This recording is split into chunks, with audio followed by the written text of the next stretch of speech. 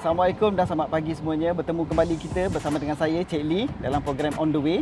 Dan tetamu bersama dengan saya pada hari ini ialah Encik Nur Muhammad Razali Abdullah dari Yayasan Islam Darul Ihsan. Kita tengok nanti mana dia nak bawa saya nanti.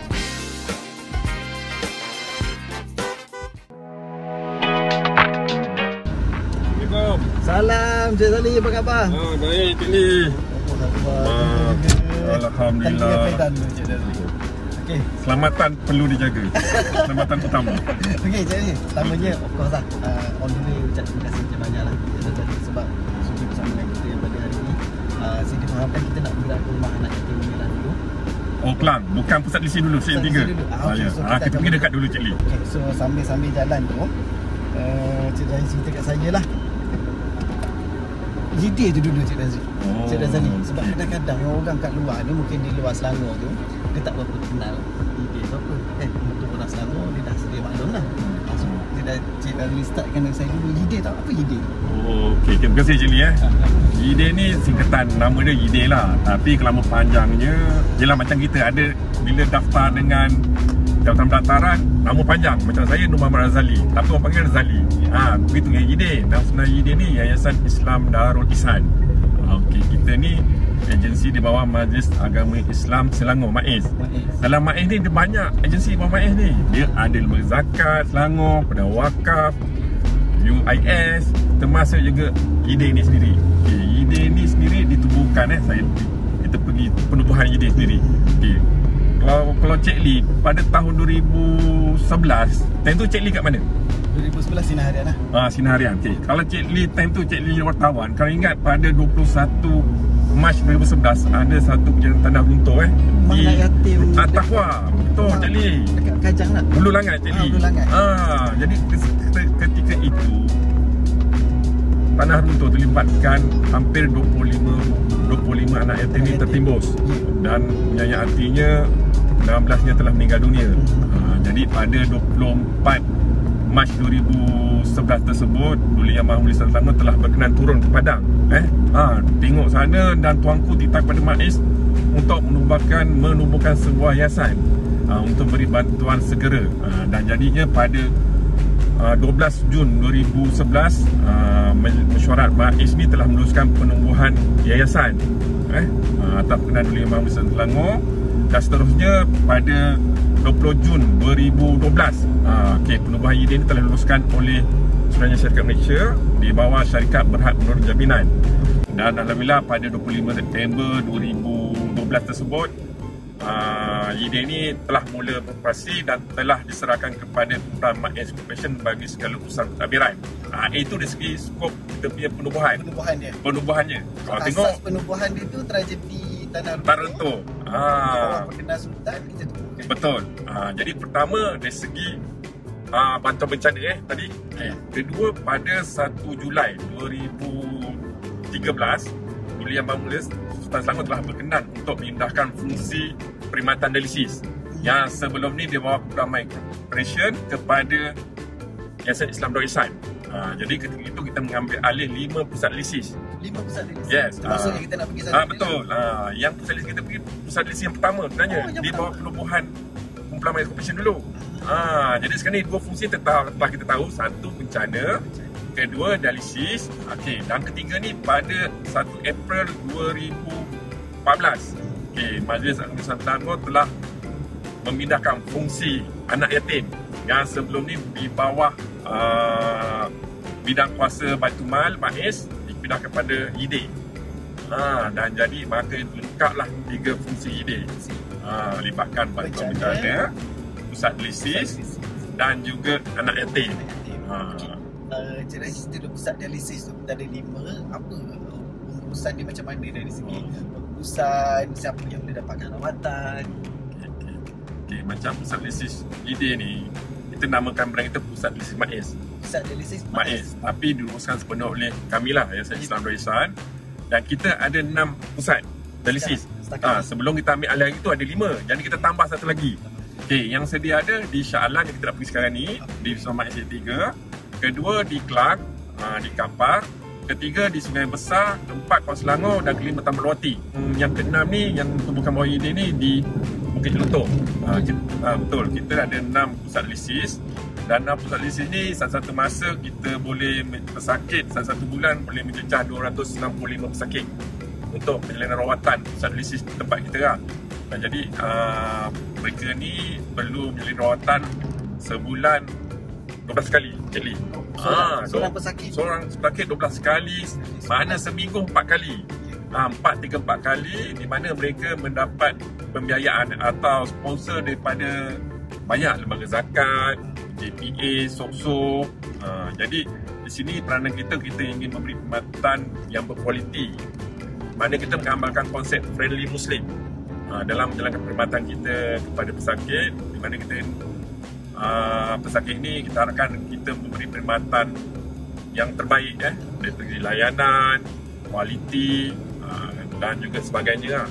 Itu fungsi kita yang pusat lisis ni. Jadi sekarang kita nak pergi ni pusat lisis MAIS di Seksyen 3 Shah Alam ni kita ada 12 mesin, Cik Lee. 12 mesin dan kita pesakit kita ada dalam 60 pesakit. Dekat sini saja? Yes, 60 pesakit. Dan 12 mesin 60 pesakit. Dan pusat lisis MAIS di Shah Alam ni merupakan pusat lisis orang kata sulung. Maknanya telah ditubuhkan pada tahun 2007. Dah 12 tahun, Cik Lee. Dan kita dalam memberi perkhidmatan terbaik kepada pusat pesakit. Dan pusat pesakit ni sebenarnya kalau kita interview lagi, ada yang start 2000 berapa tu? 2000 contohnya dah ada 10 tahun datang rawatan kat kita. Ada orang ni menjadikan pusat rawatan kita sebagai rumah kedua mereka. Sebab mereka satu hari 4 jam rawatan. Satu hari 4 jam, 3 atau 4 kali seminggu. Betul. Sekarang ni kita nak tahu pesakit buah pinggang ni, kita kena pasti mereka ni stage berapa. Buah pinggang ni dia ada 5 stage. Stage 1, stage 2 ni, stage 1, 2 ni okey lagi lah. Stage 3 ni kena jaga. Stage keempat ni dah kena pergi hospital pakar, hospital kerajaan. Dan kelima ni, kalau stage kelima ni kena buat dialisis. Jadi mereka yang stage 4 ni, yang mereka ni perlu pergi ke klinik-klinik atau hospital kerajaan untuk sempat mengenal pasti masalah diorang. Dan apabila doktor nefro di hospital tersebut mengenal pasti mereka mengalami kegagalan buah pinggang tersebut, dialisis, dan mereka akan keluar satu surat. Dan pada sama juga pesakit-pesakit ni perlu mencari pusat dialisis yang berhampiran. Jadi untuk konsep DID ni mereka boleh menghubungi kami terus di 6 pusat dialisis kami terus. Dan mereka sebenarnya tak keluar satu sen pun sebenarnya. Mereka dibiayai sepenuhnya oleh macam saya kata tadi, lembaga zakat, JPA, SOKSO. Dan mereka cuma pergi meneliti rawatan mengikut masa yang tetapkan. Percuma. Di pusat-pusat rawatan tu. Betul, percuma dengan dibiayai oleh tali sponsor. Betul. Kalau orang-orang korporat ada boleh main peranan ke dalam? Alhamdulillah, sebab kita banyak berkooperasi dengan sebelum ni dengan beberapa syarikat korporat, antaranya Sentral Sugar memberi sponsor dia bentuk mesin dialisis. Mesin dialisis ni mesin tu mahal. Satu mesin dialisis 44,000. Satu mesin 44,000. Alhamdulillah. Hayat dia tu berapa lama? 10 tahun. 10 tahun. Dia 44,000. Contohnya Sentral Sugar. Yang pernah bagi sekarang BSN pernah sponsor juga mesin. Alhamdulillah. Selain BSN, Bank Muamalat pun ada. Banyaklah, Cik Lee. Bagi syarikat korporat. Tapi syarikat korporat ni lebih bagi bantuan bentuk barang lah. Betul. Kelengkapan. Tapi yang untuk sakit dan rawatan dialisis ni dibiayai oleh sponsor tadi lah. JPA, zakat, SOKSO, apa-apa semua lah. Jadi kita yang risau bila sakit buah pinggang ni, kita berisau tak ada duit nak bayar lah, tak perlu risau ni. Kita kat luar sana banyak dah penaja, cuma kita nak cari kat mana tu je. So kepada pesakit kat luar sana tu, kalau rasa perlu dah dapat surat daripada doktor tu, betul, carilah JD. Betul, cari JD. Kita ada di 6 tempat di Selangor, dan insyaAllah kita akan buka lagi beberapa tempat. Dan terkini insyaAllah kita mungkin dalam setahun 2 tahun ni di Masjid Puncak Perdana, Masjid Rodah di Puncak Perdana. Buka pusat kat situ? Yes, adalah masjid. Jadi itu mungkin kita punya ke-7 pusat dialisis kita. Seterusnya di Gombak, di Masjid Amaniyah Gombak, dan seterusnya di Masjid Jamik Kajang. Itu perancangan kita dalam masa 7 tahun. Kalau macam ni proses tu semua ide yang aku uruskan lah untuk dapatkan tempat, mesin apa semua tu semua ide yang Betul. Nurse-nurse pun bawa ide ni. Sekarang kita ada jururawat. Kita semua ada pos basic. Dia ada jururawat ni bukan sembarangan. Kita tapis apa semua kalau tak cukup. Ilmu tak cukup. Dia punya ni kita hantar. Dia bukan sembarangan lah. Betul, bukan sembarangan. Dia buat operasi setiap hari? Setiap hari, kecuali hari Ahad. Dia bermula pukul 6.30 pagi sampai pukul 7 malam. Jadi pekerja kita ni biasa dia buat 2 shift lah. Lepas ni kita nak bergerak ke rumah anak yatim. Okay. So, kat rumah anak yatim ni peranan diri tu macam mana? Anak yatim ni kalau ikut Patah Selangor anak yatim ni pun kanak-kanak yang kehilangan bapa. Yang mereka ni di bawah umur 16 tahun ke bawah. 16 tahun. Jadi itu masuk anak yatim. Kalau 17 tahun, 18 tahun ayah dia meninggal tu bukan anak yatim. Macam kita ni bukan anak yatim lah. Tapi sekiranya kematian mak pun bukan anak yatim. Sebab kenapa bapa? Sebab bapa ni punca pencarian pendapatan bagi keluarga. Jadi itu maksud anak yatim. Dan jadi kalau untuk anak yatim di Selangor ni kita ramai sebenarnya. Kalau ikut data kita pada Februari 2024 yang baru kita finaliskan minggu lepas, kita sekarang ni ada 11,386 orang anak yatim individu. Mereka ni duduk di rumah penjaga masing-masing. Maknanya mereka ni duduk di rumah mak dia orang ataupun atuk-atuk dia orang. Itu satu kategori anak-anak yatim individu. Ramai tu. Betul. Kedua, ini rumah-rumah kebajikan anak yatim. Yang maknanya sekarang ni kalau Selangor ni memang ramai lah. Memang banyak. Sekarang ni yang daftar bawah kita ada 32 rumah kebajikan anak yatim. Sekarang ni ada 32 rumah anak yatim mendaftar di bawah Yayasan Islam Darul Ihsan. Okey. Daripada 32 ni, kita tengok tahun lepas kita ada 25. Okey, 25. Tapi bila kita buat bancan balik, turun padang, ada satu rumah anak yatim yang tak patuh kita punya kata syarat. Jadi kita keluarkan satu rumah anak yatim dan pada sama juga kita tambah lagi 8 rumah anak yatim baru. Bila bulan Januari baru ni kita pergi site visit pada rumah-rumah anak yatim baru ni, kita tengok diorang comply. Jadi sekarang kita ada 32 rumah anak yatim berdaftar bawah UD. Kita tengok daripada 32 ni kita pastikan mereka berdaftar satu di bawah ROS. Pejabat pendaftaran. Pendaftaran syarikat kan? Betul. Kedua, mereka ni perlulah mendapat kelulusan orang kata Jabatan Kesihatan. Sebab Jabatan Kesihatan turun tengok kesihatan budak-budak ni. Itu diorang kena comply. Dan ketiga, mereka ni orang kata perlu mendapat kelulusan daripada bomba untuk beroperasi. Bila mereka tak dapat tiga-tiga ni, automatik kita batalkan mereka punya pendaftaran. Sebab kita memastikan mereka ini mematuhi keperluan pihak berkuasa tempatan. Bagaimanapun kita beri mereka peluang ni selama 3 tahun. Maknanya walaupun mereka tak mempunyai tiga-tiga tadi kelayakan, kita bagi peluang mereka untuk daftar bawah 3 tahun ni. 3 tahun kita akan bagi bantuan kewangan, kita bagi khidmat nasihat, kita bagi training untuk pastikan mereka berdaftar dengan tiga-tiga perkara ni. Tapi Alhamdulillah, yang satu ni saja yang bila kita turun buat survey, buat naziran, satu ni memang tidak menepati kita punya kelayakan lah. Dan bila 8 yang baru ni, bila kita tengok mereka ni menepati semua syarat, termasuk juga berdaftar dengan PBT. Ni yang PBT ni penting sebenarnya. Kita perlu pastikan mereka, bangunan-bangunan mereka ni selamat diduduki. PBT dan juga dengan JKN. Jadi peranan betul. Jadi antara kita punya keputusan ide, kita hendak mengawal selia mereka. Dia bukan kawal selia, dia kawal selia ni macam kita kontrol. Kita nak memantau. Agar kebajikan ni tidak menggunakan anak-anak yatim ni untuk tujuan orang kata sedekah. Di tepi jalan, di petrol station, kita dah elakkan. Kita nak jaga anak-anak yatim ni lah.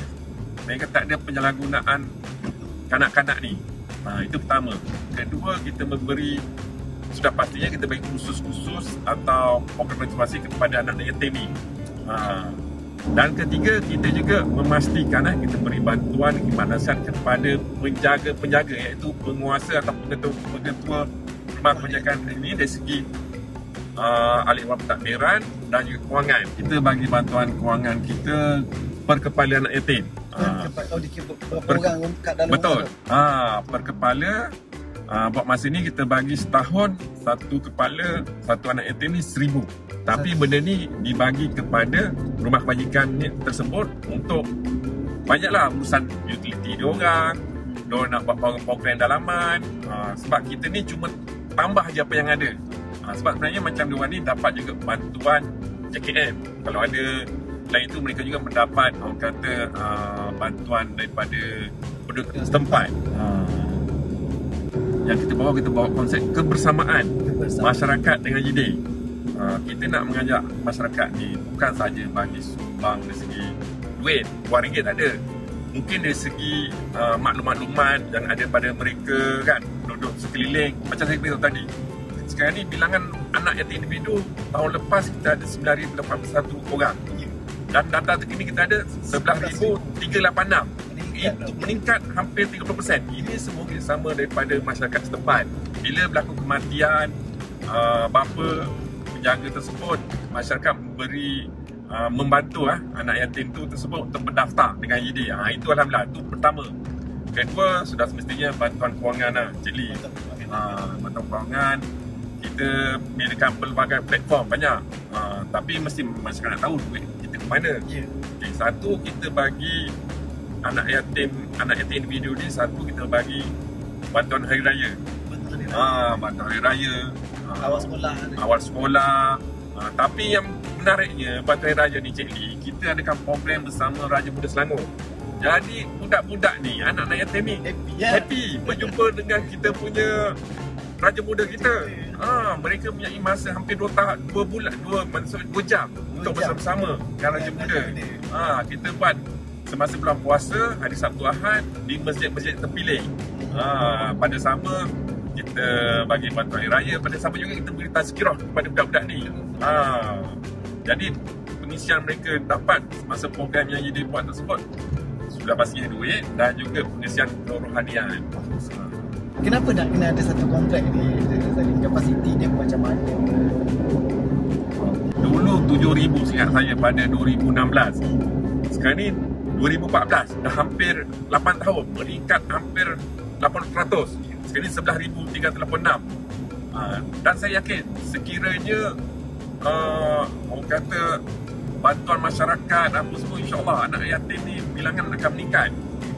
Sebab satu yang kita tengok, bila data-data daripada kita yang ada pada IED ni, daripada 11,306 orang anak yatim tersebut, hampir 90% mereka ni, penjaga mereka berpendapatan 5,000 ke bawah.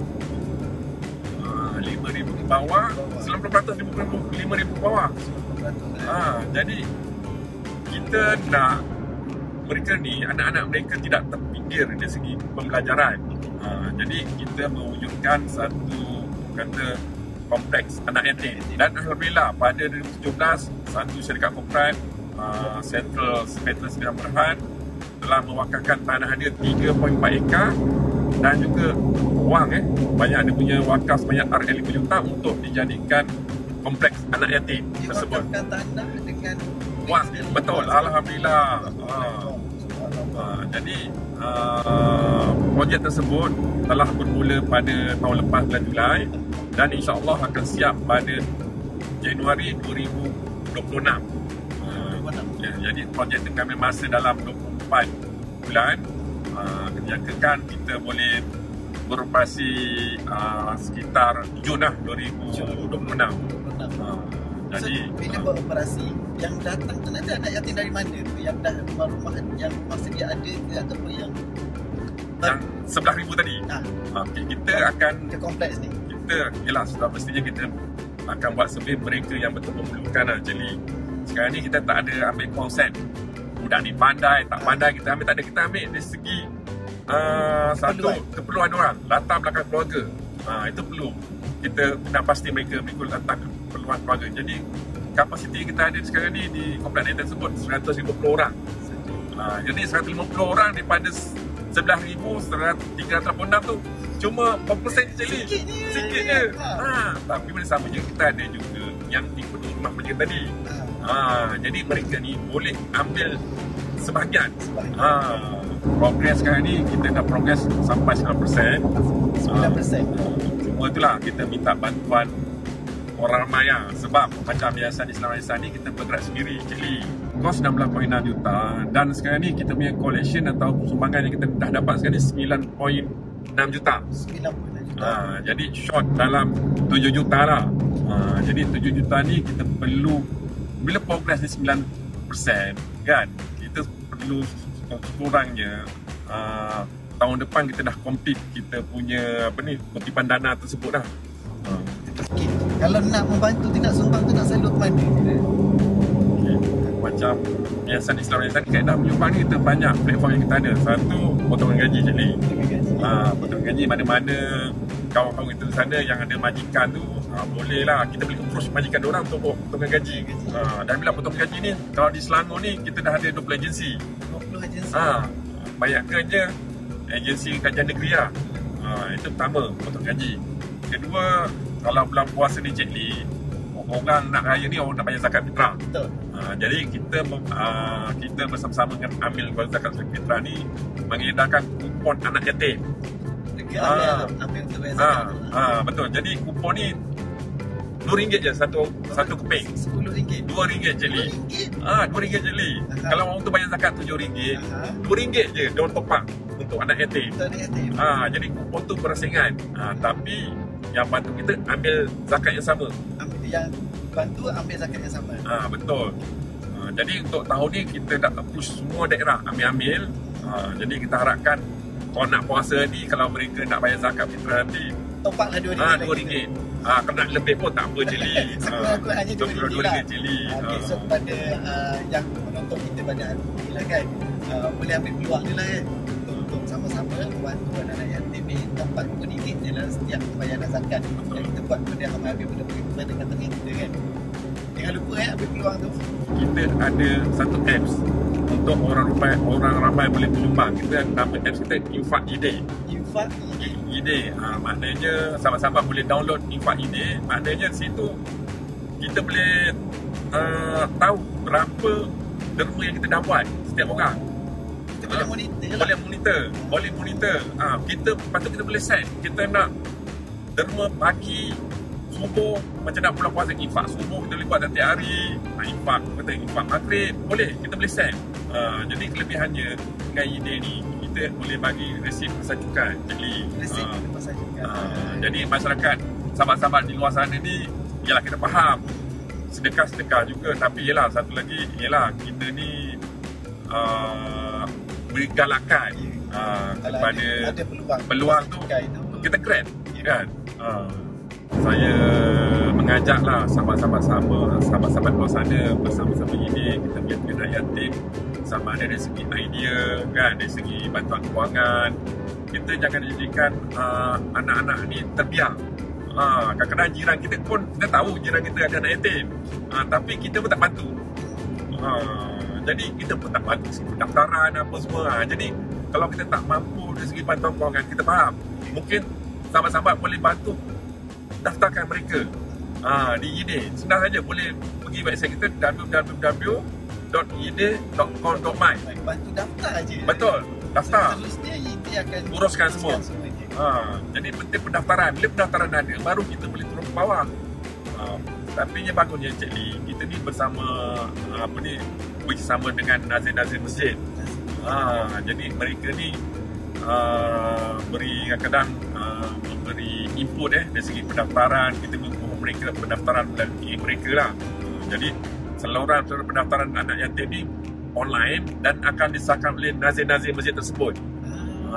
Walaupun jiran daftar online, nazir masjid akan sahkan balik. Itu yang bagusnya.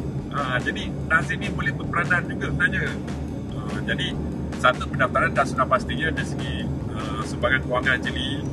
Jadi harapkan sahabat-sahabat di luar sana dapat membantu anak-anak yatim ni melalui Yayasan Islam Raisan. Semoga amal jarah kita ini diterima oleh Allah Subhanahu Wa Taala. saya rasa dah cukup panjang lebar dah. Kita mengharapkan orang ramai di luar sana boleh sama-sama ambil bahagian untuk sama-sama main peranan kita dalam membantu anak yatim, dan kita bagi sokongan kepada kita meneruskan usaha-usaha seperti menyenangkan orang ramai dalam dan orang ramai. Okay, sampai kita jumpa lagi di episod akan datang. Saya Sidi, terima kasih sekali lagi kepada Encik Razali sudi bersama dengan kita. Semoga segala urusan kita semua ini dimudahkan Allah SWT. Kita jumpa lagi. Assalamualaikum.